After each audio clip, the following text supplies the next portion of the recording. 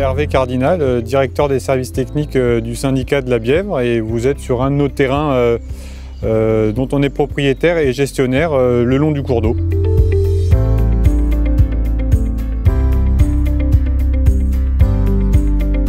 Avant, j'avais de l'eau jusqu'ici de manière permanente, donc les seuls végétaux que vous pouviez avoir autour de vous, c'était des algues, des lentilles d'eau et quelques cyanobactéries.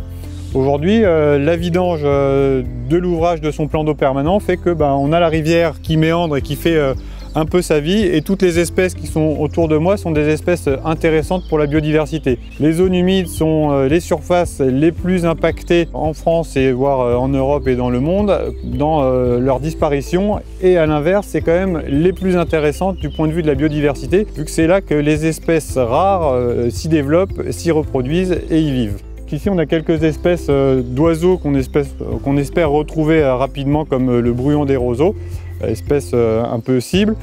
Dans l'eau, l'espèce cible, c'est le brochet pour la vallée de la Bièvre, aujourd'hui un peu absent ou retrouvé très sporadiquement, et on espère dans les prochaines années qui se réinstallent. Aujourd'hui, il y a certains secteurs du parc qui se referment malheureusement, et dans lesquels la biodiversité est en déclin. L'idée, c'est de recréer plusieurs secteurs avec plusieurs actions qui sont tout au long du parc pour améliorer cette biodiversité.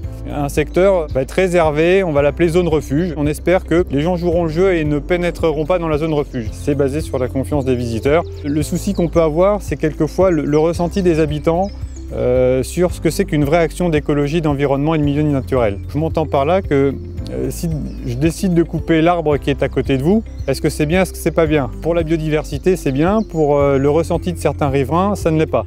Alors pourquoi ça ne l'est pas? Parce qu'on va dire, vous coupez un arbre. Oui, on coupe un arbre, mais c'est pour recréer un habitat et recréer la possibilité d'avoir une diversité. Si j'ai que des arbres qui referment la lumière et qui perdent l'intérêt de la sous-strate arborée et des strates intermédiaires, j'aurai qu'un certain type d'habitat. Si je coupe quelques arbres dans ce bosquet, je vais avoir la strate intermédiaire, la strate arborée et la zone ouverte en lumière dans laquelle va pouvoir se développer d'autres types d'espèces.